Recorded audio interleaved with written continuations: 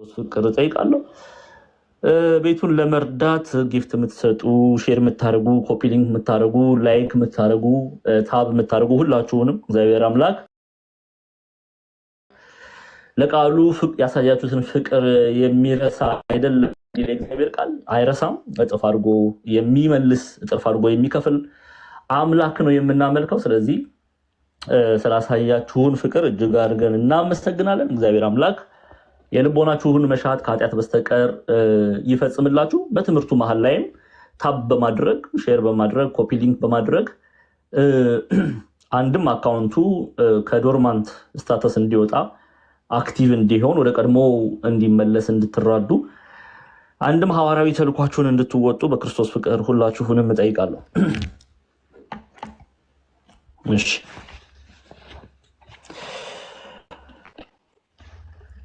እግዚአብሔር አምላክ የምንማረውን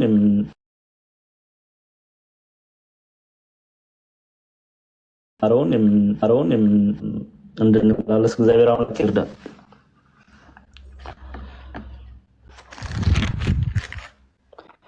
መጀመሪያይቱ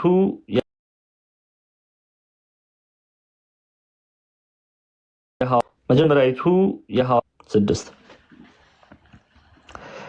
ወዳጆች ሆይ ፍቅር ከእግዚአብሔር ስለሆነ የሚወደውም ሁሉ ከእግዚአብሔር ስለተወለደ እግዚአብሔርንም ስለሚያውቅ እርስ በርሳችን እንዋደድ ይላል። ወዳጆቼ ሆይ ፍቅር ከእግዚአብሔር ስለሆነ የሚወደውም ሁሉ ከእግዚአብሔር ስለተወለደ እግዚአብሔርንም ስለሚያውቅ እርስ በርሳችን እንዋደድ በማለት ቁጥር 6 ላይ ይጀምራል። ምን ማለት ነው የሚለውን ሐሳብ እንመለከታለን። አስቀድመን የቤተክርስቲያናችን አንድምታ ትርጓሜ ይህን ክፍል ሊቃውንቱ ምን ብለው ፈቱት የሚለውን ሐሳብ እንመልከት። ቁጥር 6ን ቅዱስ ዮሐንስ ወዳጆቼ ፍቅር ከእግዚአብሔር ስለሆነ የሚወደውም ሁሉ ከእግዚአብሔር ስለተወለደ እግዚአብሔርንም ስለሚያውቅ እርስ በርሳችን እንዋደድ የሚለውን ሐሳብ ቤተክርስቲያናችን ሊቃውንት ምን ብለው ፈቱት የሚለውን ሐሳብ እናያለን። ከዛ በፊት ወዳጆቼ ሆይ ብሎ ይጀምራል። ይሄ አዲስ አይደለም። ልጆቼ ይላቸዋል፣ ወዳጆቼ ይላቸዋል። ትህትናውን ፍቅሩን ነው የሚያሳየው። በእንዲህ አይነት ልብን በሚያራራ በፍቅር ቃል የሚጠራቸው ኤፌሶናውያንን ነው። ቅዱስ ዮሐንስ ቅድም እንደነገርኳችሁ በኤፌሶን በእግዚአብሔር ቃል የወለዳቸውን ልጆቹን ወዳጆቼ ሆይ ይጠራል። ቁጥር 6 ላይ ብቻ አይደለም ወዳጆቼ ሆይ ብሎ የሚጠራው፣ ምዕራፍ 4 ቁጥር 1 ላይም ስትመለከቱ ወዳጆቼ ሆይ ብሎ ፍቅሩን ይገልጽላቸዋል። ከዛ ደግሞ ወዳጆቼ ሆይ ብቻ ብሎ ደግሞ አይደለም የሚጠራቸው፣ ልጆቼም እያለ ሲጠራቸው እናነባለን። ምዕራፍ 2 ቁጥር 1 ላይ ልጆቼም ሆይ እያለ ይጠራል። ምዕራፍ 2 ቁጥር 12 ላይ ልጆቼ ሆይ እያለ ይጠራቸዋል። 18 ላይም ስትመጡ ልጆቼ ሆይ እያለ ይጠራል። ቁጥር 28 ላይም ብትመጡ ልጆች ሆይ እያለ ይጠራቸዋል። እነዚህ አጠራሮች ወዳጆቼም ቢላቸው ልጆቼም ቢላቸው ይላሉ አባቶቻችን የቅዱስ ዮሐንስን ፍቅሩን ነው የሚያሳየው።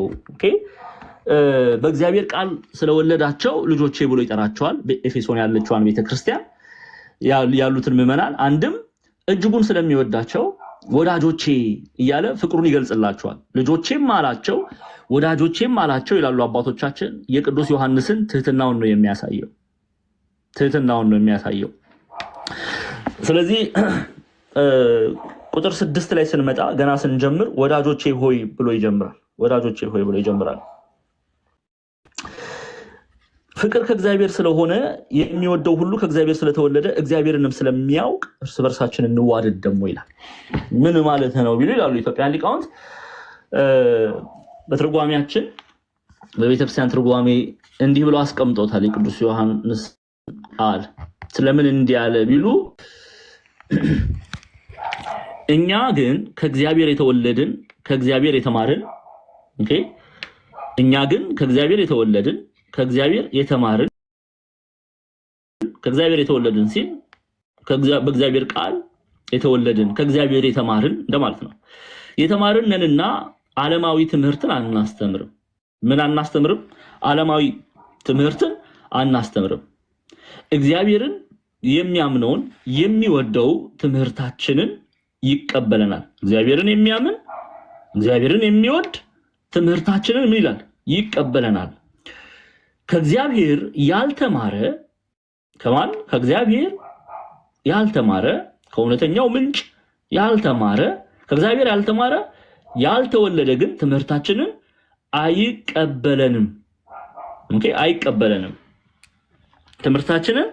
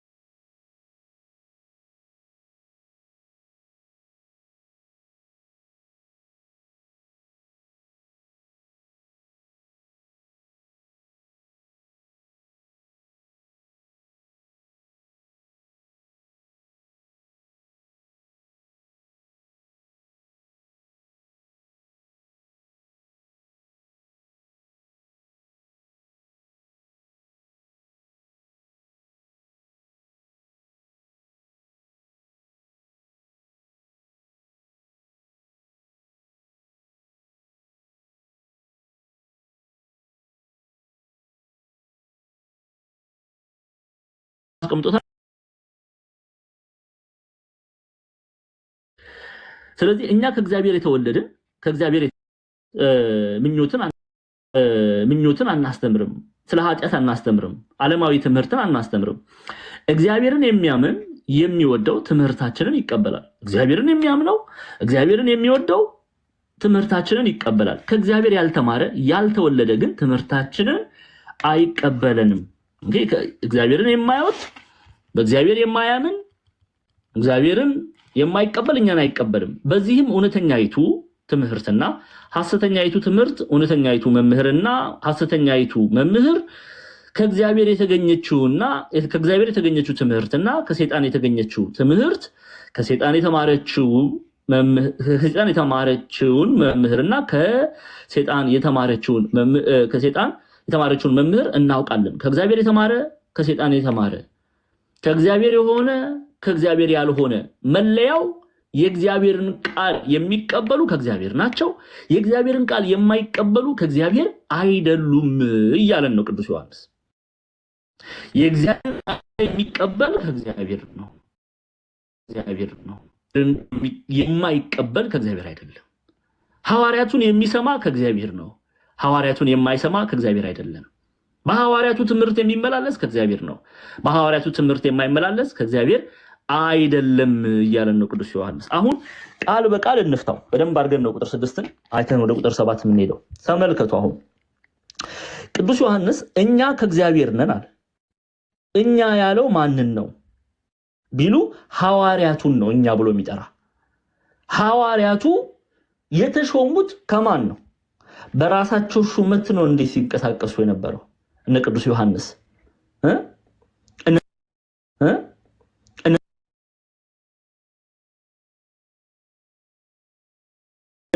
በራሳቸው አይደለም።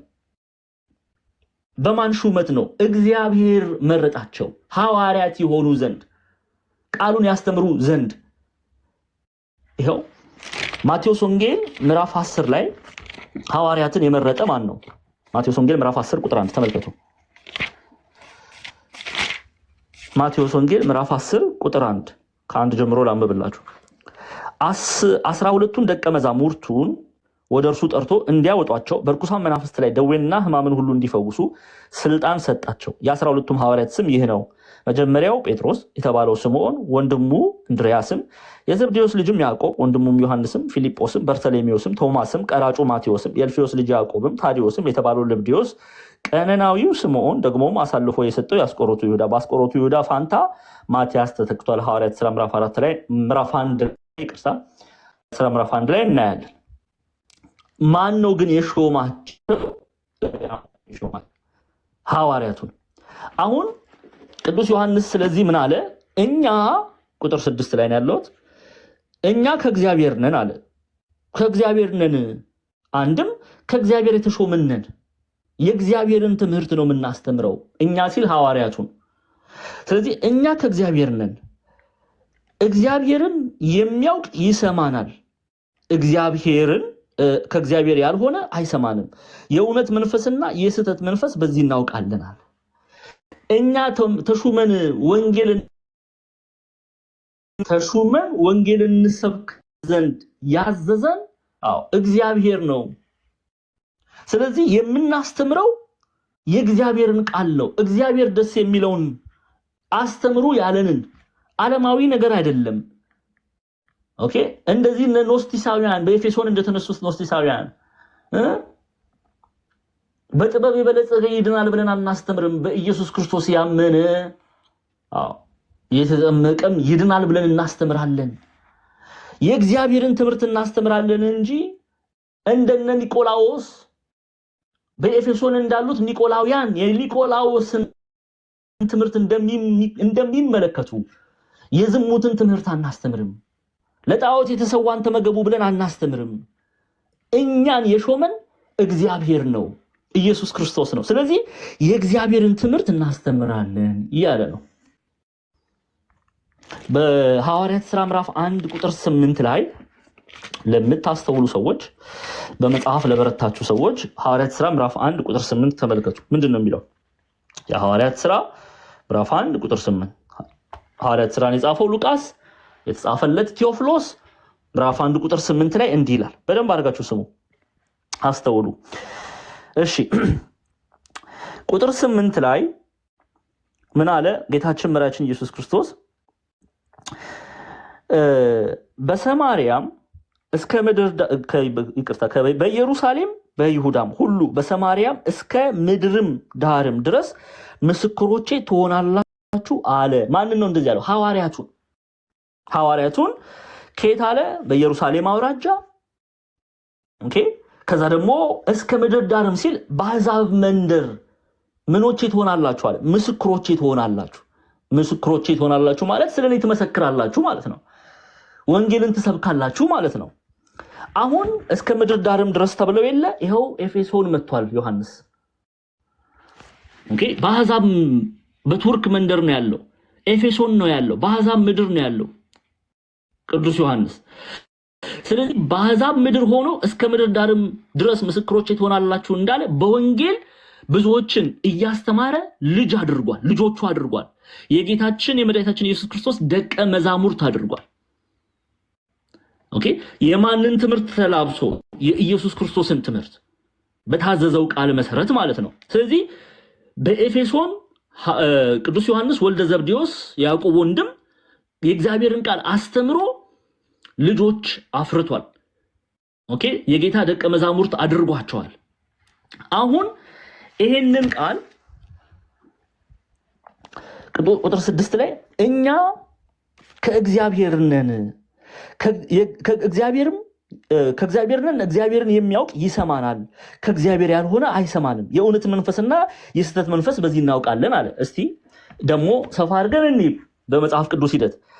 አሁን እኛ ከእግዚአብሔር ነን ያለውን ከተረዳን ማለትም እግዚአብሔር ልኮን ነው ወንጌል የምናስተምረው፣ ከእግዚአብሔር ተልከን ነው የእግዚአብሔርን ቃል የምናስተምራችሁ ካለ በኋላ ምን አለ?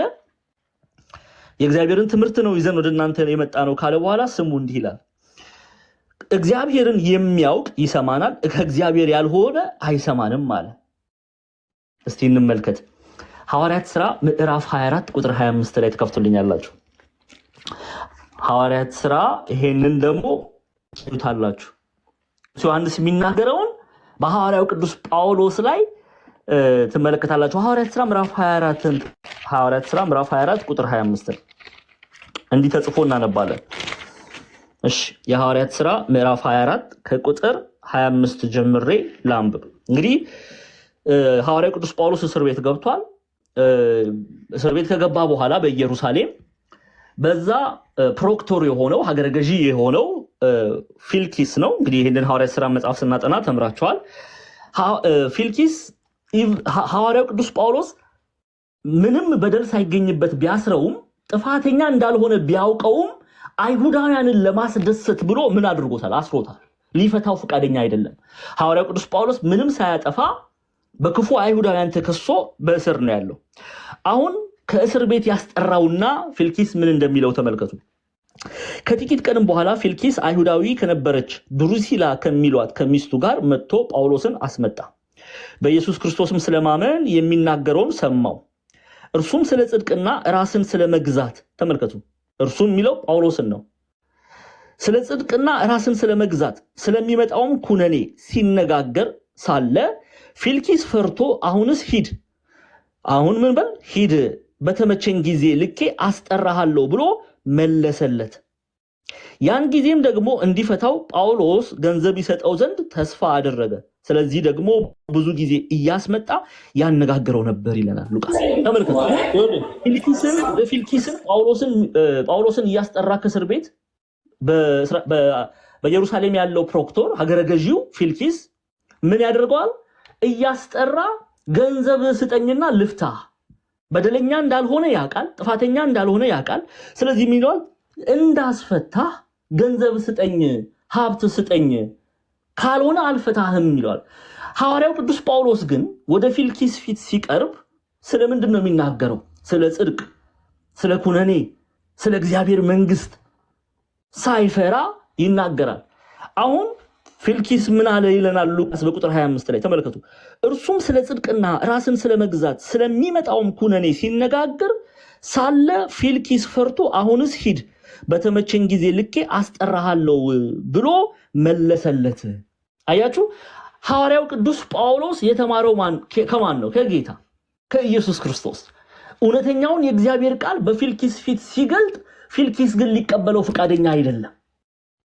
ስለዚህ ነው ቅዱስ ዮሐንስ እኛ አለ፣ ተመልከቱ፣ እኛ ከእግዚአብሔር ነን፣ ከእግዚአብሔር የተላክነን፣ የእግዚአብሔርን ትምህርት የምናስተምር ነን።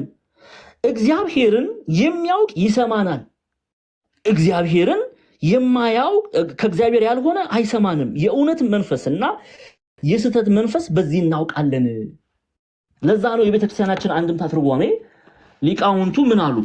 ይሄው እንመልከት። ቁጥር 6 ላይ ምን ብለው ነው ያስቀመጡልን?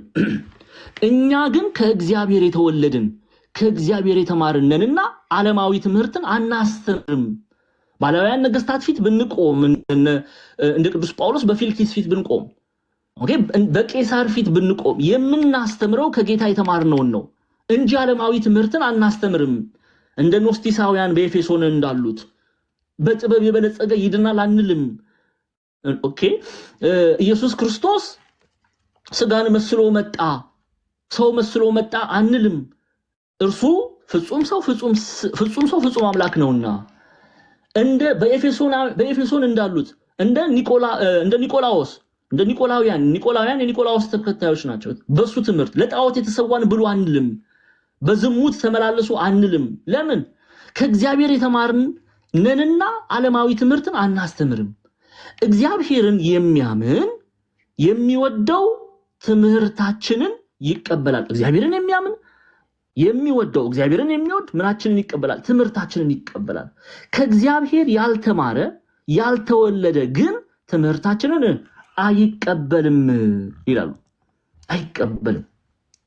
ለዚህ ነው ቅዱስ ዮሐንስ ቁጥር 6 ላይ እኛ ከእግዚአብሔር ነን፣ እግዚአብሔርን የሚያውቅ ይሰማናል፣ ከእግዚአብሔር ያልሆነ አይሰማንም። የእውነት መንፈስና የስህተት መንፈስ በዚህ እናውቃለን ይላል። የእውነት መንፈስ የስህተት መንፈስ መገለጫው በዚህ እናውቃለን ይላል።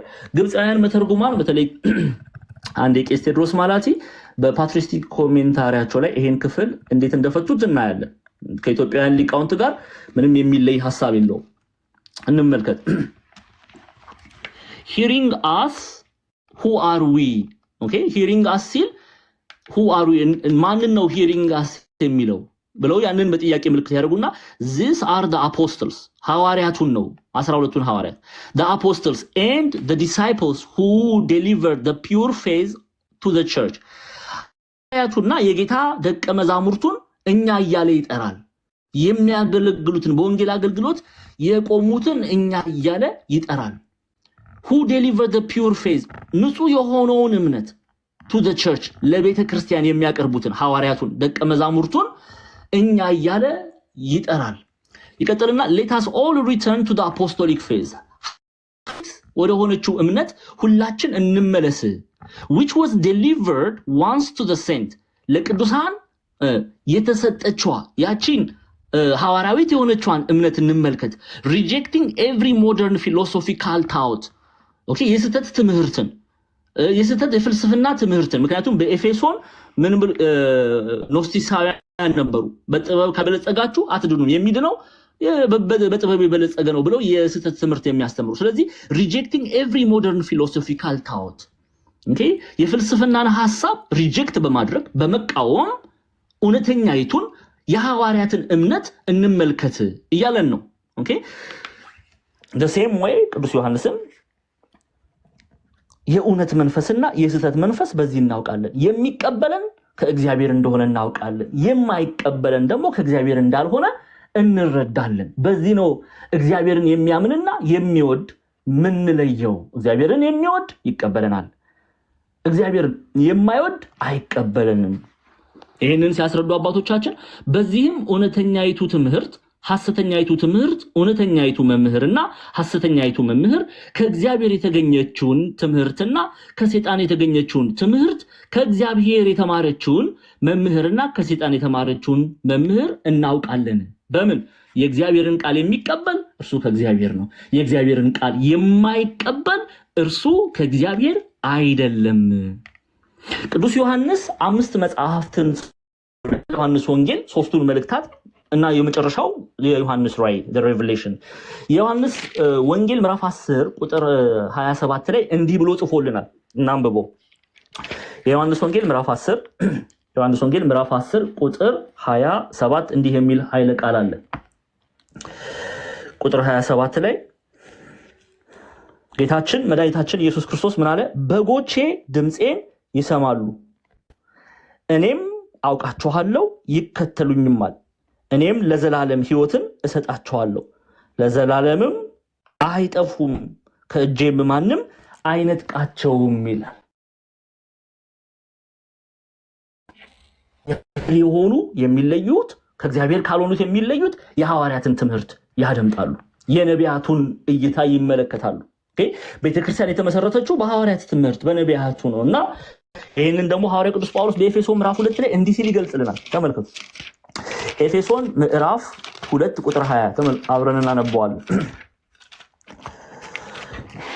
ኤፌሶን ምዕራፍ 2 ቁጥር 20 ተከፍቱልኛላችሁ ኤፌሶን ሐዋርያው ቅዱስ ጳውሎስ ነው ይሄን መልእክት የጻፈው በስር ያለ እንደጻፈው በቤተክርስቲያን አባቶች ዘንድ ይነገራል ኤፌሶን ምዕራፍ 2 ቁጥር 20 ላይ እንዲህ ቃል እናነባለን ሁላችሁም አብረን እናንብበው ከመስኮት እንዳትወድቁ ፈራለሁ ነገር አበዛ እንዳትሉኝ በደንብ መማር ስላለብን ነው ኤፌሶን ምዕራፍ 2 ቁጥር 20 ላይ እንዲህ የሚል ቃል አለ ቁጥር 20 ላይ በሐዋርያትና በነቢያት መሰረት ላይ ታንጻቸዋል የማዕዘኑ ራስ ድንጋይ ክርስቶስ ኢየሱስ ነው ይላል በማን ላይ ነው የታነጽ ነው በነቢያቱ በሐዋርያቱ ትምህርት ላይ ነው ስለዚህ ከነቢያቱ ከሐዋርያቱ ትምህርት የወጣ ከእግዚአብሔር አይደለም ስለዚህ ቅዱስ ዮሐንስ ወልደ ዘብዴዎስ ያዕቆብ ወንድም ምን ይያለን ነው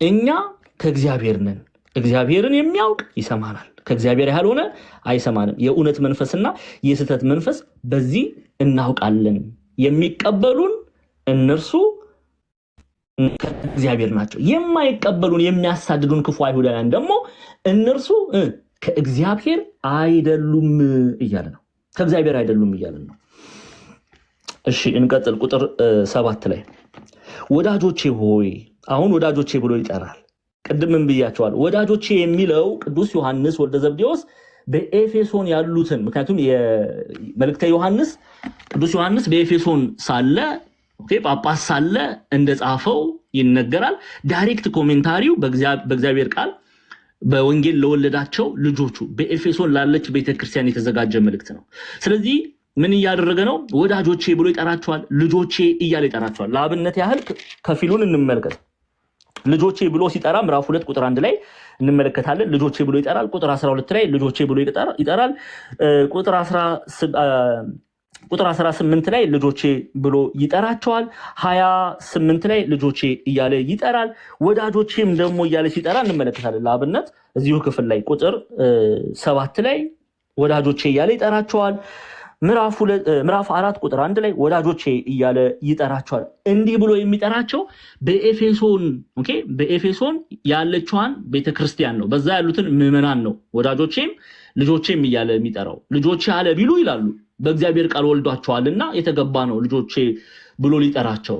ወዳጆቼ አለ ስለሚወዳቸው ነው። ይሄ የሚያሳየው የቅዱስ ዮሐንስን ፍቅርና ትህትና ያሳያል ይላሉ ኢትዮጵያ ሊቃውንት። ፍቅሩን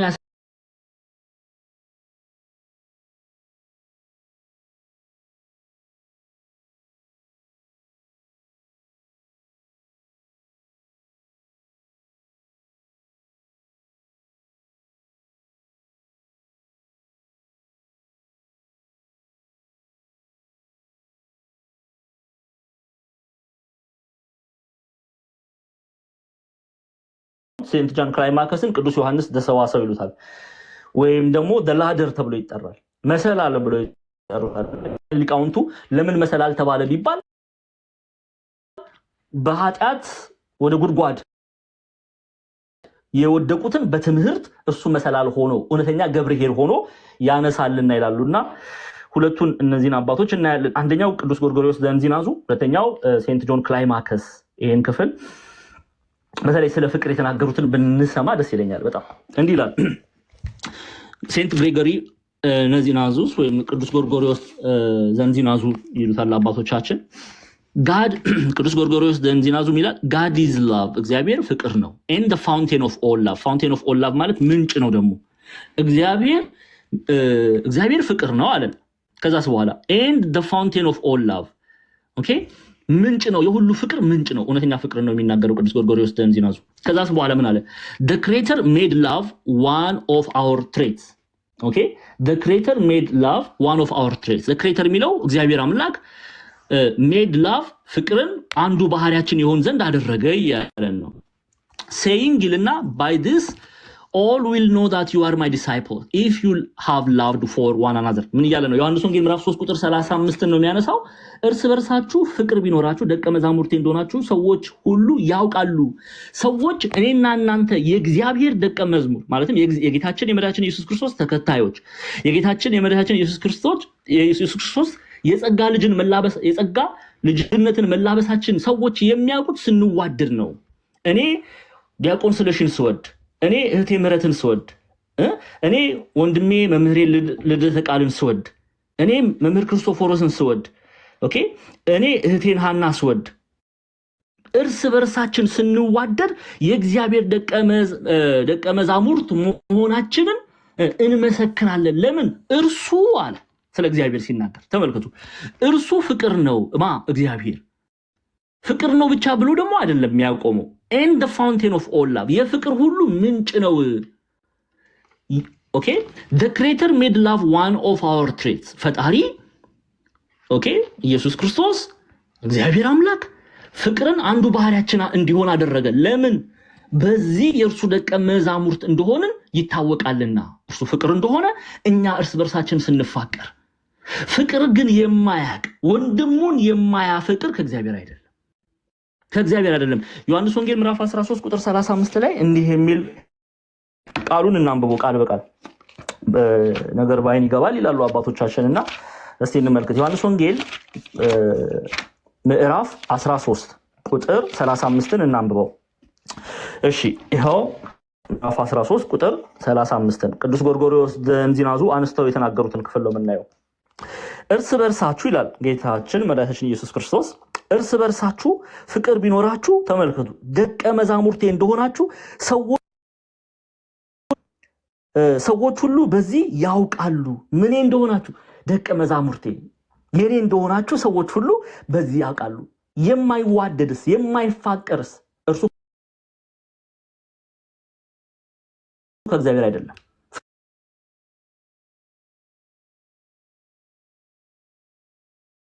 ፍቅር የሌለው ከእግዚአብሔር አይደለም።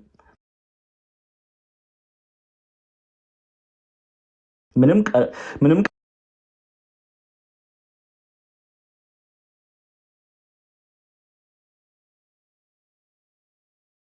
ቀለም የምንቀባው ነገር የለም።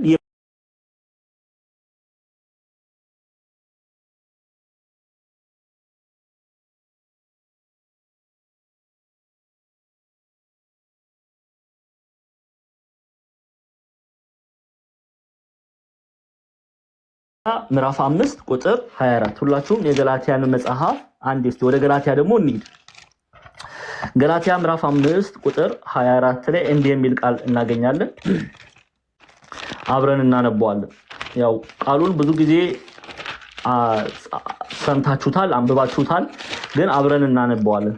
ገላትያ ምዕራፍ 5 ቁጥር 24 ገላትያ ምዕራፍ 5 ቁጥር 24 ላይ ያለውን ቃል ቅዱስ ጳውሎስ የኢየሱስ ክርስቶስ የሆኑትን መለያቸው ምንድነው የሚለውን እንዲህ ሲል ይገልጻል። እሺ ምዕራፍ 5 ቁጥር 24 ተመልከቱ። የመንፈስ ቅዱስ ፍሬንና የክፉ መንፈስን ባህሪ ጠባይ ከገለጸ በኋላ ቁጥር 24 ላይ ስትመጡ የክርስቶስ ኢየሱስም የሆኑት ስጋን ከክፉ መሻቱና ከምኞቱ ጋር ሰቀሉ። የክርስቶስ ኢየሱስ የሆኑት ለመንፈስ ቅዱስ ነው የሚኖሩት፣ መንፈስ ቅዱስ የሚወደውን ፍሬ ያፈራሉ እያለን ነው። ይሄ ፍሬ ምንድነው ብንል ሩቅ ሳንሄድ እዚሁ ተመልከቱ። ቁጥር 19 ላይ የስጋ ስራም የተገለጠ ነው። እርሱም ዝሙት፣ ርኩሰት፣ መዳራት፣ ጣዖት ማምለክ፣ ሟርት፣ ጥል፣ ክርክር፣ ቅናት፣ ቁጣ፣ አድመኝነት፣ መለያየት፣ መናፍቅነት፣ ምቀኝነት፣ መግደል፣ ስካር፣ ዘፋኝነት ይህንን የሚመስል ነው ብሎ ዘጋው። አስቀድሜ እንዳልኩ እንደዚህ ያሉትን የሚያደርጉ የእግዚአብሔርን መንግስት አይወርሱም ካለ በኋላ ቁጥር 22 ላይ ተመልከቱ። የመንፈስ ፍሬ ግን የመንፈስ ፍሬ ሲል የመንፈስ ቅዱስ ፍሬ መንፈስ ቅዱስ እኔና እናንተ እንድናፈራ የሚፈልገው ፍሬ አለ። ያ ፍሬ ምንድነው? የመጀመሪያው የመንፈስ ቅዱስ ፍሬ ግን ፍቅር ብሎ አስቀምጦታል። ምንም ማድረግ አንችልም። አሁን በቃ እግዚአብሔርን አውቃለሁ ምንል ከሆነ ኦኬ፣ ሴቶች በ80 ቀን ወንዶች በ40 ቀን መንፈስ ቅዱስን ቤተክርስቲያን አላብሰናለች ምንል ከሆነ መጀመሪያ እግዚአብሔር ከኛ የሚጠብቀው ምንድነው? ፍቅር የሚባል ፍሬ ልናፈራ ያስፈልጋል። የመንፈስ ፍሬ ግን ፍቅር፣ ደስታ፣ ሰላም፣ ትዕግስት፣ ቸርነት፣ በጎነት፣ እምነት፣ የዋህት፣ ራስን መግዛት ነው። እንደዚህ ያሉትን የሚከለክል ሕግ የለም። የክርስቶስ ኢየሱስም የሆኑት ስጋን ከክፉ መሻቱና ከምኞቱ ጋር ሰቀሉ። መንፈስ ቅዱስ የሚወደውን ፍሬ ያፈሩ ይመላለሳሉ እያለ ነው ሐዋርያው ቅዱስ ጳውሎስ። ወደ ቆሮንቶስም ደግሞ እንመለስ። ቆሮንቶስ ደቡባዊ ግሪክ አካያይ ሪጅን የሚነካ ነው። የቆሮንቶስ ቤተክርስቲያን በአውሮፓ ሲገኝ ሐዋርያው ቅዱስ ጳውሎስ በሚሊዮኒያን በስተሰሜን እናገኛለን፣ አካያን በስተደቡብ እናገኛለን። እነ አቴና እነ አቴንስ እነ ቆሮንቶስ እነ ክንክራውስ ሮሜ ምዕራፍ 16 ላይ እንደነ ፌቨን ያሉ አገልጋዮች የፈሩባት ቤተክርስቲያን ናት። ስፓርታ፣ እነዚህ ደቡባዊ ግሪክ ተብለው ይጠራሉ። በቆሮንቶስ ሐዋርያው ቅዱስ ጳውሎስ የቆሮንቶስ ቤተክርስቲያንን እንደተከለ እንደመሰረተ ይነገራል። የቆሮንቶስ ቤተክርስቲያንን ከመሰረተ በኋላ ምን አይነት መልእክት ይጽፍላቸዋል? ተመልከቱ። ስለ ፍቅር የጻፈውን እንመልከት። አንደኛ ቆሮንቶስ ምዕራፍ 13 አንደኛ ቆሮንቶስ ምዕራፍ 13 ይኸው በሰዎችና በመላእክት ልሳን ብናገር ግን ፍቅር ግን ከሌለኝ እንደሚጮህ ናስ ወይም እንደሚንሸዋሸው ጸናጽል ሆኛለሁ። ትንቢትም ቢኖረኝ ምስጢርንም ሁሉ ዕውቀትንም ሁሉ ባውቅ ተራሮችንም እስካፈልስ ድረስ እምነት ሁሉ ቢኖረኝ ፍቅር ግን ከሌለኝ ከንቱ ነኝ። ድሆችን ልመግብ ያለኝን ሁሉ ባካፍል ስጋዬንም ለእሳት መቃጠል አሳልፌ ብሰጥ ፍቅር ግን ከሌለኝ ምንም አይጠቅመኝም ማለት ምንም ዋጋ የለውም። ስለዚህ እርስ በርሳችን ልንዋደድ ልንፋቀር ይገባል። ኢትዮጵያ ሊቃውንት ስለ ፍቅር የሚናገሩትን እናያለን። ከዛ በፊት የቅዱስ ዘሰዋሰው ሴንት ጃን ክላይማይከስ ምን አለ የሚለውን እንቀጥል። ቅዱስ ጎርጎሪዮስ እግዚአብሔር ፍቅር ነው፣ ፍቅር ብቻ ግን አይደለም ምንጭም ነው ደግሞ ብሎ ይነግረናል። ስለዚህ እንድንዋደድ ኦኬ አደረገን፣ እንዋደደን። እሱ የባህሪ ነው፣ ፍቅር ለሱ ባህሪው ነው። ኦኬ ይሄንን እኛም አንዱ ትሬታችን እንድናደርግ አንዱ ትሬታችን እንድናደርግ እግዚአብሔር አምላክ ፈለገ። ስለዚህ እርስ በርሳችሁ ተዋደዱ ይላል ቅዱስ ዮሐንስ ዘሰዋሰው ሴንት ጃን ክላይማይከስ ወይም ላደር ይሉታል አባቶቻችን። ምን ይለናል? ቅዱሳን አባቶቻችን ናቸው። whoever wants to talk about love has to talk about God himself። ምን እያለን ነው? whoever wants to talk about love ስለ ፍቅር ማውራት የሚፈልግ ሰው has to talk about God himself ስለ እግዚአብሔር ማውራት አለበት ይለናል። holy love ቅዱስ ፍቅር is to resemble God እውነተኛ ፍቅር ቅዱስ ፍቅር holy love ምንድነው ይለናል ሴንት ጆን ክላይማክስ is to resemble God እግዚአብሔርን መምሰል ነው according to our ability በችሎታችን መጠን ይላል። ኦኬ ተመልከቱ ማንንም ስለ ፍቅር ሊያወራ ቢፈልግ ስለ እግዚአብሔር ማውራት አለበት ምክንያቱም እግዚአብሔር ምንድነውና ፍቅር ነውና ቅዱስ ፍቅር holy love is to resemble God እግዚአብሔርን መምሰል ነው እውነተኛ ፍቅር እግዚአብሔርን መምሰል ነው according to our ability እንደ ችሎታችን መጠን ቅዱስ ጎርጎርዮስ ደግሞ ምን አደረገ እግዚአብሔር ፍቅር አንዱ ባህሪያችን ይሆን ዘንድ ወደደ ፈቀደ እንዋደድ ዘንድ ቅዱስ ዮሐንስ ደሰዋሰው ደግሞ ይለናል ሁለቱም ቅዱሳን አባቶቻችን holy love is to resemble God እውነተኛ ፍቅር ቅዱስ ፍቅር እግዚአብሔርን መምሰል ነው according to our ability እንደ ችሎታችን መጠን ይላል እንደ ችሎታችን መጠን እስቲ ደግሞ ወልደ ዘብዴዎስ ምን አለ ስለ ፍቅር እዛው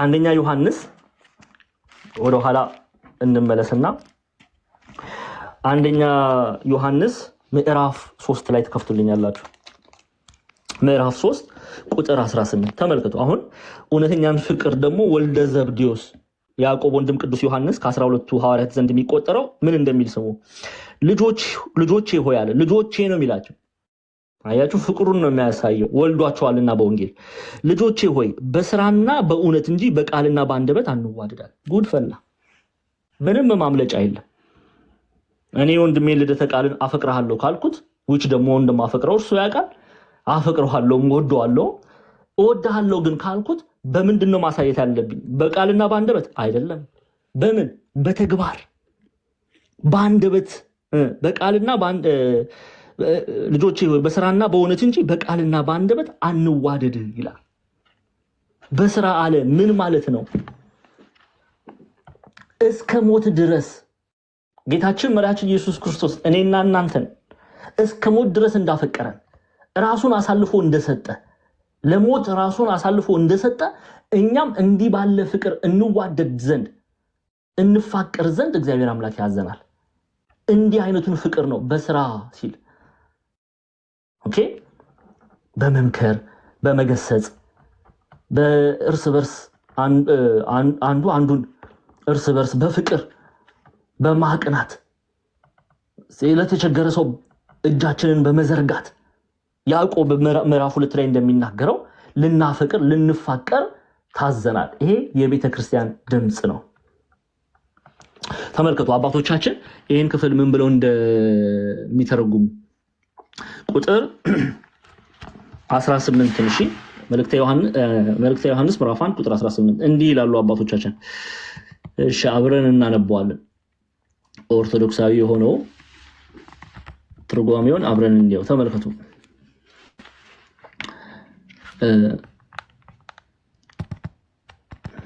ይሄው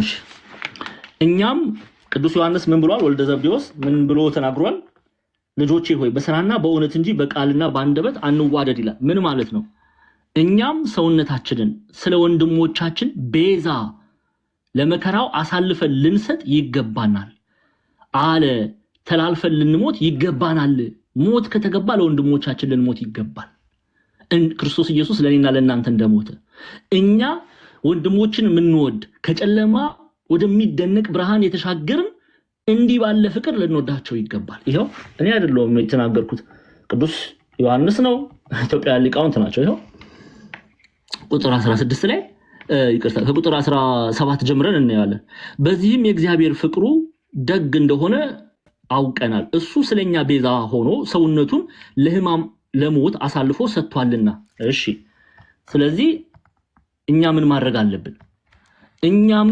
ሰውነታችንን ስለ ወንድሞቻችን ቤዛ ለመከራው አሳልፈን ልንሰጥ ይገባናል አለ ተላልፈን ልንሞት ይገባናል እስከ ሞት ድረስ ልንታመን ይገባናል ይቀጥላል የዚህ ዓለም ቤት ንብረት ያለው ሰው ወንድሙን ተቸግሮ አይቶ ምጽዋቱን የከለከለው የእግዚአብሔር ፍቅሩ እንደምን ያድርበታል?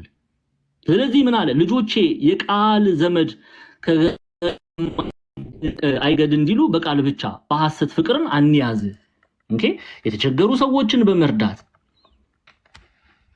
በስራ ነው እንጂ አለ የጎደለውን በመሙላት በማቅናት ነው እንጂ። አያችሁ የጠመመውን ማቅናት ነው እንጂ። አያችሁ የጠመመውን ጳውሎስ ኤፌሶናውያንን አጥቷል ይላቸዋል። ልጆቹን ይላቸዋል ልጆቹን ሐዋርያት ሥራ ሐዋርያት ሥራ ምዕራፍ 20 ላይ ተወስዱልኛላችሁ አንዴ። እሺ የሐዋርያት ሥራ ምዕራፍ 20 ቅዱስ ጳውሎስ በኤፌሶን 3 ዓመት ተገኝቶ ወንጌልን ሰብኳል። 3 ዓመት ሙሉ ወንጌልን ሲሰብክ በምን አይነት ፍቅር እንደሰበከ እንመልከት። ተመልከቱ። ምዕራፍ 20 ሐዋርያት ሥራ ምዕራፍ 20 ራሱ ሐዋርያው ቅዱስ ጳውሎስ ይነግረናል። ቅዱስ ወልደ ዘብዴዎስ በቃልና በአንደበት ብቻ አትዋደዱ አይደል ያለው? በእውነት ተዋደዱ አይደል ያለው? ትርጓሜው የጠመመውን በማቅናት አይደል ያሉት አባቶቻችን? እንዴት ነው የሚለውን እናያለን። የሐዋርያት ሥራ ምዕራፍ 20 ከቁጥር 26 ጀምሮ ያለውን ክፍል እንመለከታለን። ከቁጥር 23 ጀምሮ ያለውን ክፍል እንመለከት።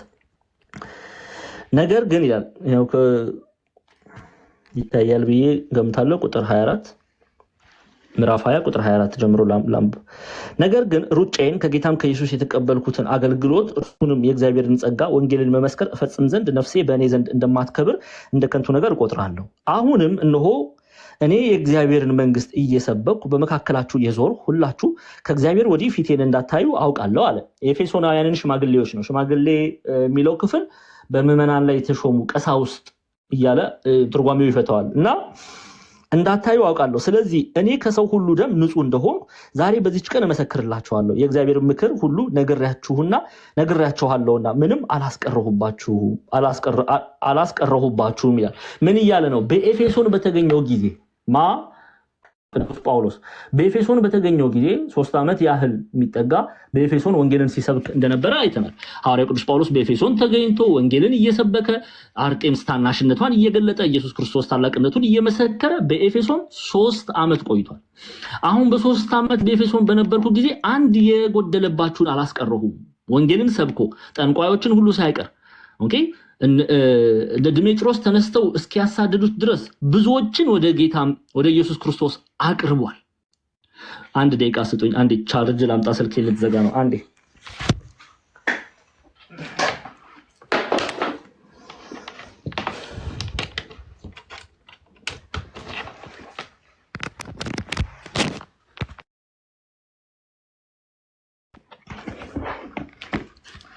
ስለዚህ ቅዱስ ጳውሎስ 3 ዓመት በኤፌሶን በቆየበት የሚጠቅማቸውን ነገር ለኤፌሶናውያን እየነገረ ስለሚወዳቸው በቃል ብቻ ሳይሆን በተግባር እያስተማራቸው የሚጠቅማቸውን ነገር እየተናገረ ወደ ኢየሱስ ክርስቶስ ያቀርባቸው ነበር። አሁን ምን አለ ተመልከቱ። ምን ይላቸዋል? ስለዚህ እኔ ከሰው ሁሉ ደም ንጹህ እንደሆንኩ ዛሬ በዚች ቀን እመሰክርላችኋለሁ ይላል። ምን ማለት ነው የሚለውን እንዲህ ከሰው ሁሉ ደም ንጹህ ነኝ ሲል የሚጠቅማችሁን ሁሉ ነግሬያችኋለሁ። ስለዚህ እግዚአብሔር አምላክ አይጠይቀኝም። ነፍስ አላጠፋውም፣ በኤፌሶን ነፍስ አልገደልኩም ነው። ምንድነው ይሄ? ምን ማለት ነው ቢሉ ቅዱስ ጳውሎስ በኤፌሶን ሰው ገድሏል ማለት አይደለም። በደንብ አድርጋችሁ አስተውሉኝ። ቅዱስ ጳውሎስ እየተናገረ ያለው የሕዝቅኤልን ቃል ነው። ትንቢተ ሕዝቅኤል ምዕራፍ 3 ላይ ያለውን የእግዚአብሔር ቃል ነው የሚናገረው። እናየዋለን ሄደን። ምን እያለ ነው? እኔ በኤፌሶን በነበርኩበት ሰዓት የእግዚአብሔርን ቃል ስለሚወዳቸው የእግዚአብሔርን ቃል በተግባር እያስተማረ ሲያጠፉ እየገሰጸ እየመከረ የተጣመመውን እያቀና እንዲሉ ሊቃውንት ቤተክርስቲያን የተጣመመውን እያቀና ወደ ቤተክርስቲያን አምጥቷቸዋል፣ ወደ ክርስቶስ አቅርቧቸዋል። ስለዚህ በአንድ ሰው ነፍስ እግዚአብሔር አይጠይቀኝም። የአንድ ሰው ደም በእጄ የለም። ገስጫለሁ፣ መክሬያለሁ፣ አቅንቻለሁ። ከአርጤምስ ከሐሰተኛ አይቷ ጣዖት ወደ ሕያው እውነተኛው አምላክ ወደ ኢየሱስ ክርስቶስ አቅርቤያለሁ፣ እውነተኛ ፍቅርን ገልጫለሁ። ስለዚህ እግዚአብሔር አምላክ አይጠይቀኝም በአንድ ሰው ነፍስ እያለ ነው። ሕዝቅኤል ምዕራፍ 3 ላይ ተመልከቱ። ይሄን የቅዱስ ጳውሎስን ቃል እናገኘዋለን። ሕዝቅኤል ትንቢተ ሕዝቅኤል ምዕራፍ 3 ተመልከቱ። ይሄው ትንቢተ ሕዝቅኤል ምዕራፍ 3 እግዚአብሔር ሕዝቅኤልን ተጠቅሞ እንዲህ ይላል ከቁጥር 16 ጀምሮ ከሰባቱም ቀን በኋላ የእግዚአብሔር ቃል ወደ እኔ እንዲህ ሲል መጣ። የሰው ልጅ ሆይ ለእስራኤል ቤት ጠባቂ አድርጌሃለሁ። ስለዚህ የአፌን ቃል ስማ፣ ከእኔም ዘንድ አስጠንቅቃቸው። እኔ ኃጢአተኛውን በእርግጥ ትሞታለህ ባልሁት ጊዜ አንተም ባታስጠነቅቀው ነፍሱን እንድትድን ከክፉ መንገዱ ይመለስ ዘንድ ለኃጢአተኛው አስጠንቅቀህ ባትነግረው ያ ኃጢአተኛ በኃጢአቱ ይሞታል፣ ደሙን ግን ከእጅ እፈልጋለሁ። ነገር ግን አንተ ኃጢአተኛውን ብታስጠነቅቅ እርሱም ከኃጢአቱ ከክፉ መንገዱ ባይመለስ በኃጢአቱ ይሞታል። ኃጢአተኛው፣ አንተ ግን ነፍስህን አድነሃል ይላል። ኃጢአተኛው ይሞታል፣ አንተ ግን ምንህን አድነሃል? ነፍስህን አድነሃል። ስለዚህ ሊቃውንቱ እንዳሉት የተጠመመውን በማቅናት ሲሉ በኤፌሶን የስህተት መንገድ ላይ ያሉትን በመምከር ወደ እግዚአብሔር በማምጣት ፍቅሩን ገልጿል።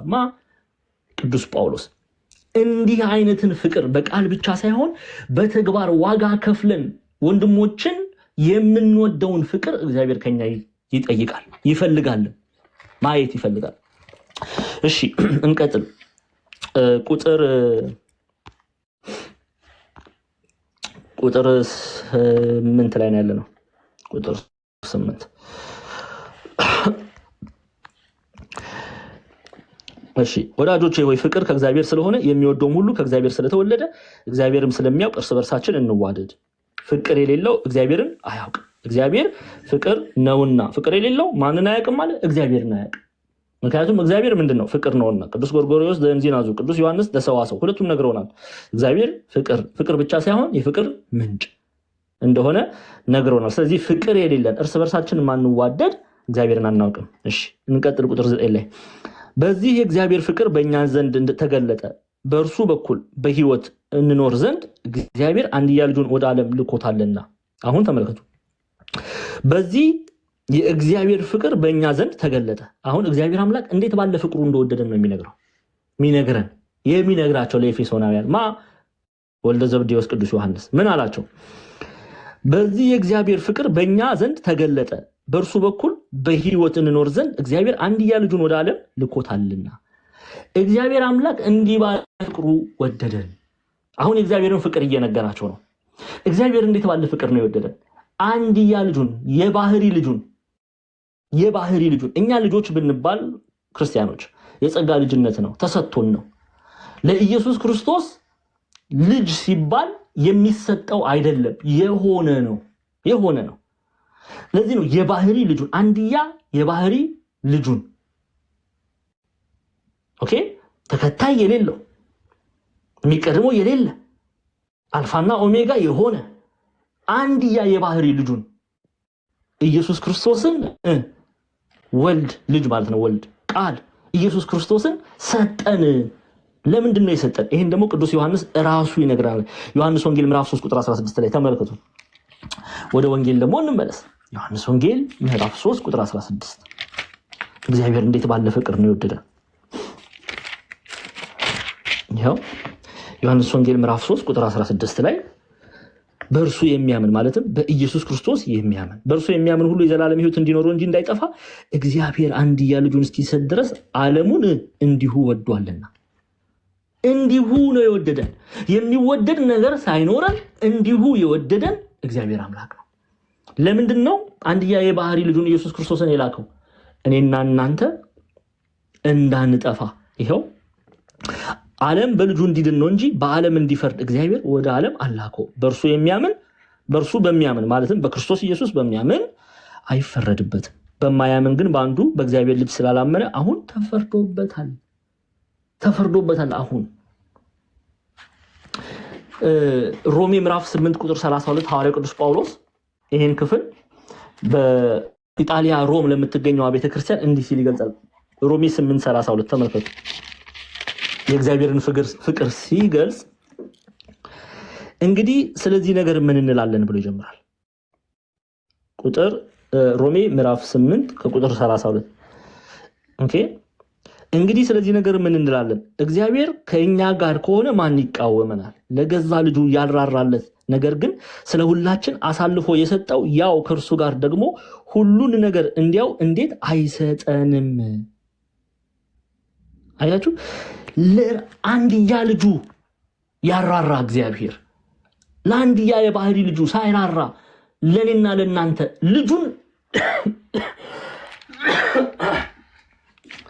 ልጁን ከሰጠን ከልጁ በላይ ምን አለ እያለ ነው። አንዳንድ ሰዎች እንጠይቃለን እግዚአብሔርን በጸሎት እግዚአብሔር አምላክ ሆይ ትዳር ስጠን ብለን እንጠይቃለን። እግዚአብሔር ዝም ይለናል። እግዚአብሔር ዝም ሲለን ምናጉረመርም ሰዎች አለ። እግዚአብሔር ረስቶኛል፣ እግዚአብሔር አይሰጠኝም ብለን ምን እያልን ነው? ግን አንድያ ልጁን የሰጠን እግዚአብሔር አምላክ ከልጁ በላይ የሚበልጥ ምን አለ? የማይሰጠን ምን አለ እያለ የተናገረ ነው። አንድያ ልጁን ከሰጠን ኢየሱስ ክርስቶስን ከሰጠን ከዚህ በላይ ምን የሚከለክለን አለ?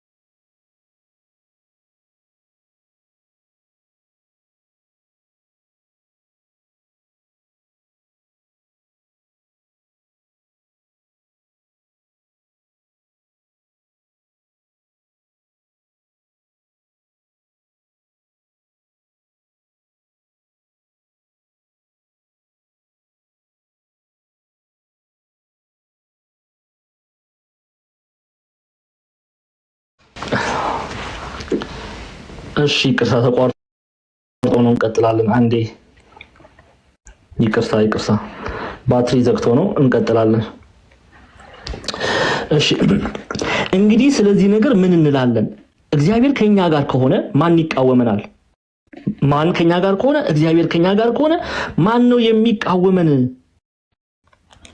አስተውሉ። እንግዲህ ስለዚህ ነገር ምን እንላለን? እግዚአብሔር ከኛ ጋር ከሆነ ማን ይቃወመናል? ለገዛ ልጁ ያልራራለት ነገር ግን ስለ ሁላችን አሳልፎ የሰጠው ያው ከእርሱ ጋር ደግሞ ሁሉን ነገር እንዲያው እንዴት አይሰጠንም? እግዚአብሔር እንዴት ይከለክለናል? አንድያ የባህሪ ልጁን አሳልፎ ከሰጠን የጠየቅነውን ነገር እንዴት ይከለክለናል? ቢከለክለን እንኳን ለኛ የማይጠቅም ነገር ስለሆነ ነው።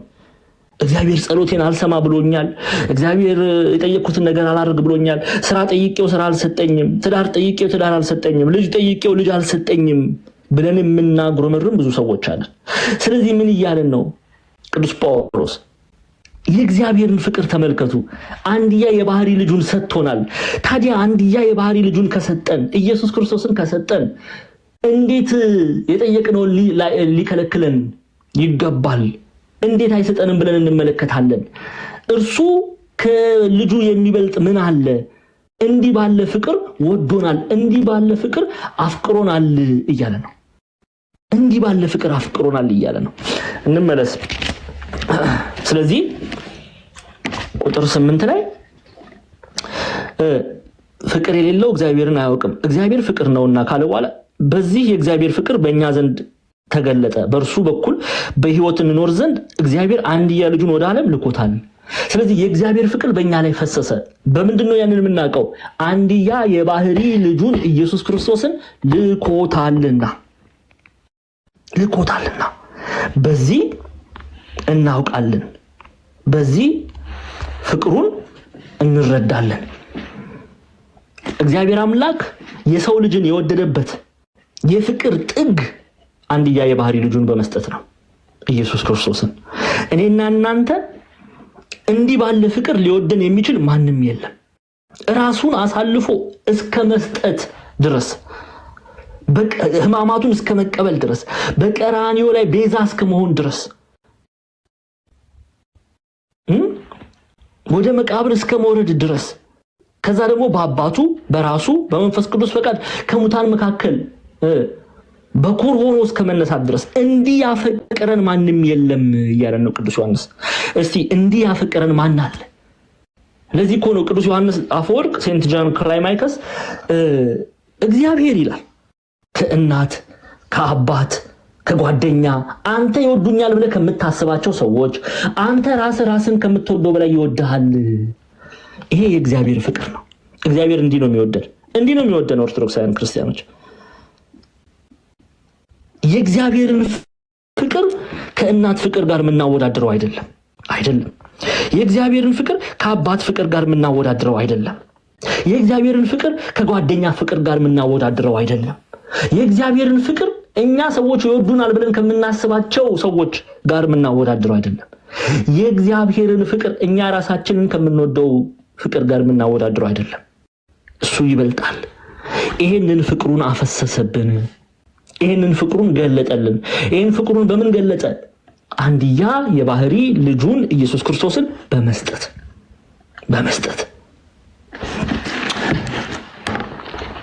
ከዚህ በላይ እንዴት ይውደደን? ከዚህ በላይ እንዴት ያፍቅረን?